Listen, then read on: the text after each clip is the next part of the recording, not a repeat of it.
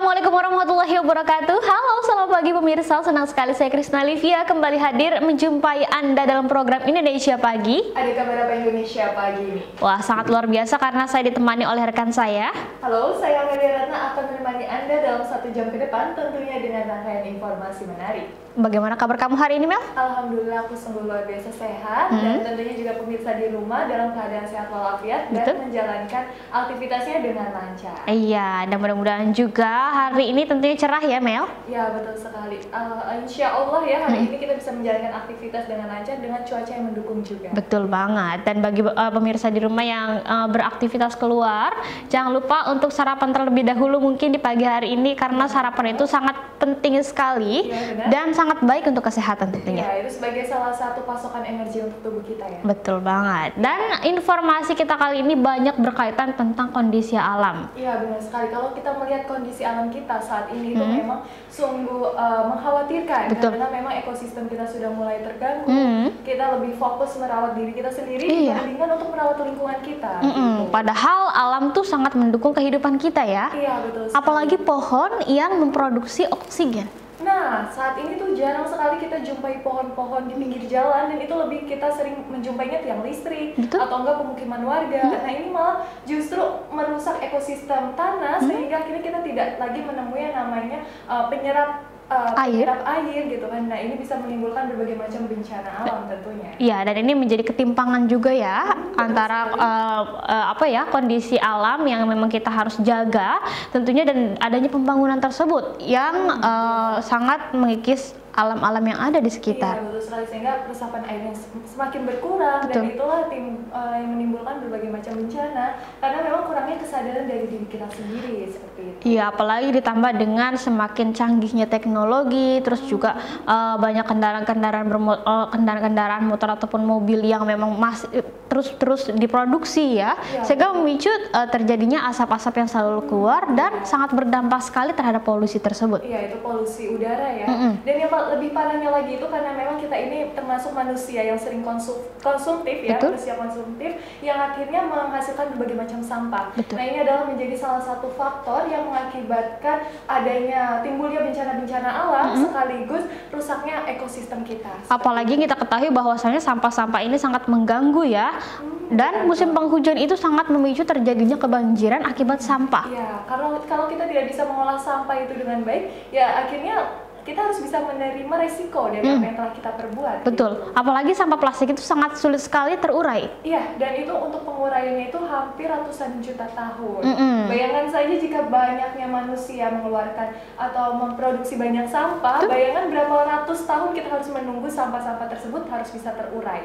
Nah, itu juga. Dan kita juga masih memiliki informasi menarik lain pemirsa terkait informasi mengenai alam, di mana ternyata gaya hidup konsumtif serta aktivitas masyarakat yang kadang berdampak pada alam lalu melalui sampah yang dihasilkan tentunya hanya 7% dari keseluruhan jumlah sampah yang dapat didaur ulang. Nah, itulah yang menyebabkan sampah menjadi faktor utama kerusakan alam, dan ini dia cuplikan videonya untuk Anda pemirsa.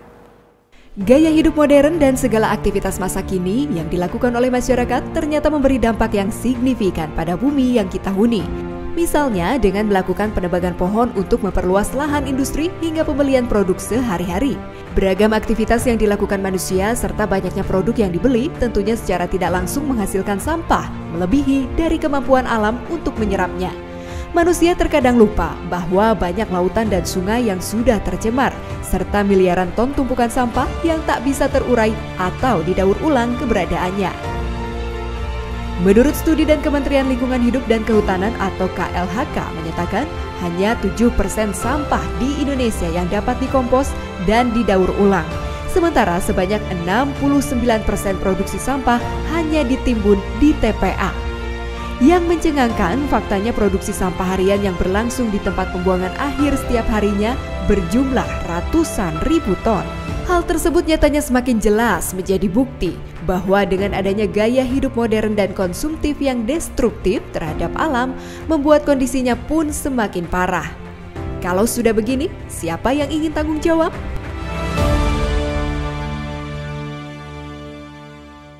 Ya, baik pemirsa, itulah cuplikan video mengenai gaya hidup yang ternyata konsumtif serta aktivitas masyarakat yang ternyata berdampak pada alam juga, Mel.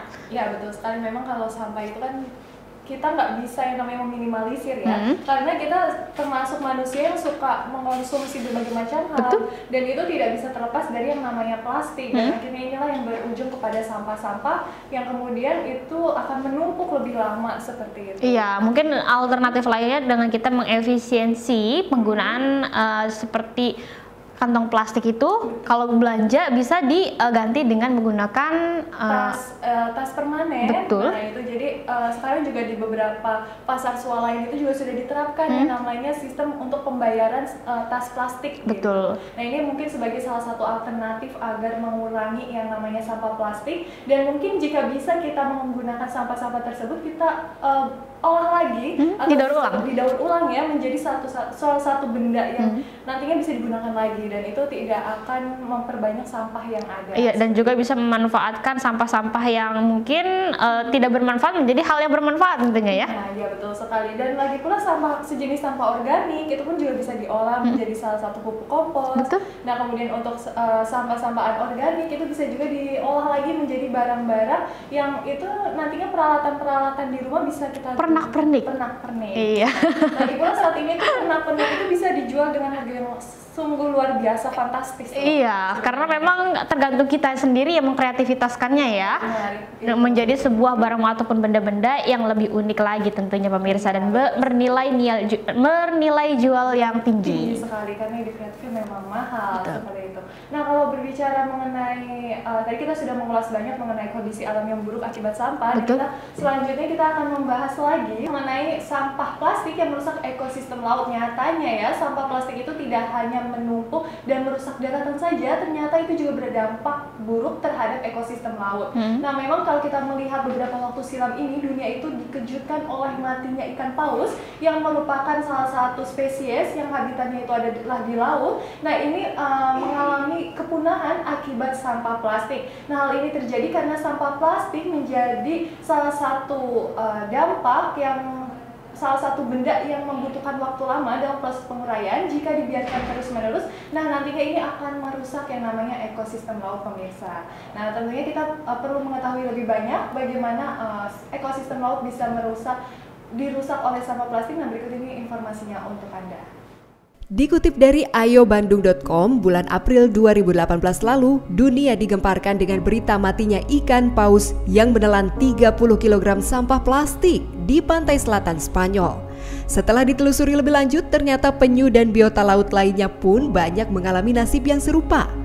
Hal ini disebabkan karena sampah plastik merupakan sampah yang sulit terurai dibandingkan dengan jenis sampah lainnya.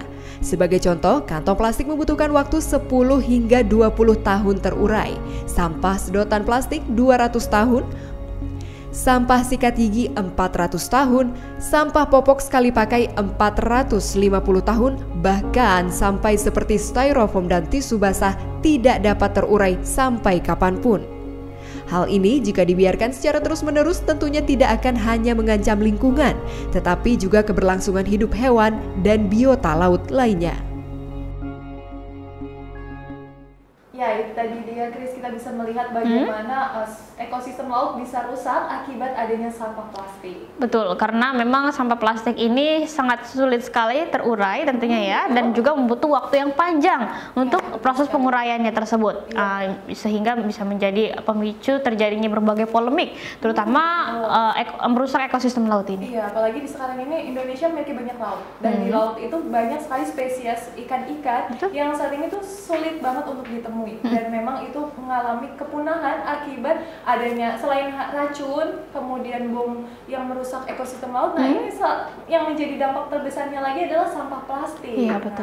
Karena memang aliran laut itu menjadi salah satu sumber muara ya, dari segala aliran yang ada di sekitarnya seperti itu. Iya, baik, mungkin itulah pemirsa informasi kita kali ini. Setelah Pariwara Indonesia Pagi akan segera kembali. Jadi tetaplah bersama kami.